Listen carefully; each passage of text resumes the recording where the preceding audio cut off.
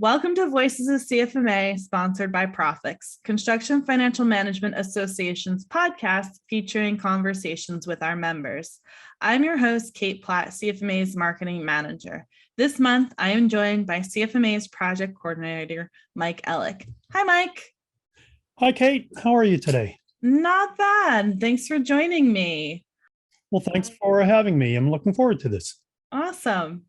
So just to let everyone know, Mike has been with CFMA since 2014 and has spent time working with the education department and transferred into the project coordinator position that covers part of what we're going to be talking about today, CFMA's financial benchmarker. So why don't we hop into this conversation and get started?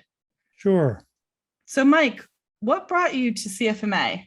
Well, after 28 years in the news business and 2 layoffs, it was clear to me that it was time to move on to something different.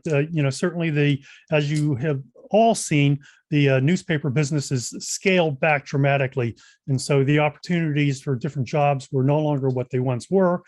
That's how I landed at CFMA. Actually, I heard of the job through a former employee at CFMA whose wife was our real estate agent way back in 1998. So yes, that's how I heard about CFMA. That's an impressive connection, and interesting that you come from a background in newspapers and saw that collapsing, because I'm just old enough to have aspirations of being a newspaper reporter, and watching those dreams kind of collapse as I was going through college and having to redirect all of my plans. I was on the production side, so I actually did pretty well. I was the 7th editor hired at the Wall Street Journal Online. Later, I worked at the down in Philadelphia at the Inquirer and Daily News at their website. But that ended up being bought. And then, of course, once a newspaper is bought, then there's a whole bunch of shift and changes in the operations. And so by the time that I got laid off, none of the people who had involved in my hiring were even there anymore. So it was no surprise when I was laid off. Big shifts when new management comes in. And, all the better, though, that you ended up with CFMA, because you right now are working on a number of special projects with us. The big one that we launched just a few weeks ago is the 2021 financial benchmarker. And I was just hoping that we could talk a little bit about that and, just get some fun FAQs answered. Mm-hmm. Sure. So the benchmarker is an interesting product. What most of you probably don't know is I track a lot of information for CFMA. I track the performance of all of our programs, and it helps us to really make calls and judgments, or not judgments, but really plan for the following year, as far as like what programs did well and, what speakers do well. And, where do we need to fill in some gaps? So when the benchmarker came along, when that opportunity came along, it's really just a slight shift in my thinking, because of course, the benchmarker is all about data and how you can use it, or how not me, but how let's say a construction company or a CPA firm with clients, or even a surety, how they can use this to the benefit of their customers, or really to learn more about either their company or what they can do to improve their own operations. So it's really just a wonderful amount of information that's available literally at your fingertips, your computer, keyboard, or mouse.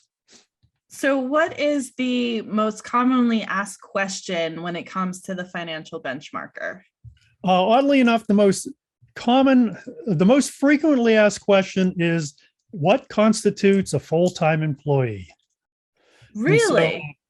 So, yes, of all things, that is the one that's probably been asked me maybe 50 or 60 times. And so the definition of a production full-time employee refers to those who contribute to the fixed costs of the company, and it would include full-time equivalent personnel. So that is the number one question of all the questions about the benchmarker. That's the one that's most common, most asked most often, and even in our recent webinar, I believe that was brought up as well. What is the biggest misconception about the financial benchmarker? Well, every year, as you know, we collect information from construction companies and CPA firms with construction clients. And so one of the things we always try to overcome is this perception that a competitor will be able to see your performance, your financial results, as part of the benchmarker. And that's simply not true, because we're never really interested in just a single company. What we really want to know is aggregate performance. How did the industry as a whole do, or how did this revenue category do, or how did contractors in, let's say, the Northeast, or an electrical contractor in the Southwest, how did they do? And so that's probably the biggest misconception, is that somehow somebody will be able to see your results, your financial results, through the financial benchmarker. So the more people who participate in the financial benchmarker survey means that it's even more data to bury your individualized data. That's right. I think, the more companies you have, you make that pool of information larger, and then it becomes, I believe, more relevant and more reflective of the industry as a whole, or even industry, a particular segment of the industry, such as the heavy highway or even the specialty trades as a whole. And then when you start getting down to some of these really, really specialty contractors like the Tylers, and probably people who install security systems, then sometimes, you're only talking about a dozen, maybe 15 or maybe 20 companies providing information. So that's why we always try to get as many companies we try to encourage them, as many companies as possible to participate. And that's always part of my little talk that I give when I speak to people who have a question about the benchmarker. Hey, don't forget, next year we're going to open up this survey. So, come on in and contribute to that pool of information. Makes sense. And what's one thing people should know about the financial benchmarker? The one thing that I always try to emphasize, and I'm sorry, I'm repeating myself a bit, is that there's just this massive amount of information that at your disposal. Very simple to get to. You see all those key financial ratios, the liquidity, the profitability, et cetera, et cetera. You have information about backlog. This year, we have information about PPP loans, who took them, what was the average amount, how much, did you apply for forgiveness? If so, how much was forgiven? And we have it not only, for the industry as a whole, but once again, all of those little sectors and how we divide the data. And so, there, like I said, there's all this information, and all you have to do is take it, use it, interpret it, and just use it for either your company's benefit or your construction client's benefit. That's what I always try to leave with people. Use that information. We always used to say that, it's always been said, information is power, and it is true. And I think at the journal they would say that everything has value, and certainly information has value, and the benchmarker has all this information, so it has quite a bit of value to it. And I always tell people, anybody can make money in a strong economy. But when the economy gets weak, or when things become a bit uncertain, what really separates those companies that are going to thrive or survive versus those companies that are going to struggle is that availability or the use of information. And so that's always, that's what I say. Use that information. Who knows what's coming down the pike next year? We'll find out soon, right, with Anirban's economic update webinar. But every year is different. So, by gosh, go ahead and take advantage of it. So what you're telling me is basically that our financial benchmarker is this large document in which we are handing over aggregated financial data that our members can use as they see fit in a number of ways to make the numbers work best for them. Right. Mm-hmm. And like all numbers, don't take the numbers at face value. Understand how they apply to your company, because just because, one ratio says, it's at 3.5 and your ratio is 2.8, it doesn't mean that your company is doing worse, because your situation might be different. But you do have to understand, put all the numbers that you see, put them into proper perspective. Gotcha. And, we're giving them all this information. Is there ways that they can learn how to utilize this product better? I would actually reference them to our most recent webinar. I mean, I think that was one of the better webinars that we've had on the benchmarker, because we not only provided some of the information, those key points, we also talked about how can you use this information for your company. So if you have that opportunity, particularly if you're a member, of course, it's very simple to go back and watch it. But if you have an opportunity, jump back in, watch that webinar. It is a 90-minute session, but there is a ton of information in there that I think any company or CPA firm will find beneficial to them. Great. And we will provide the link to that in the description of this show for anyone interested. And Mike, before we wrap up this conversation, I have to ask, because this is what we do every show, all about giving and getting advice. What is the best piece of advice you've ever received?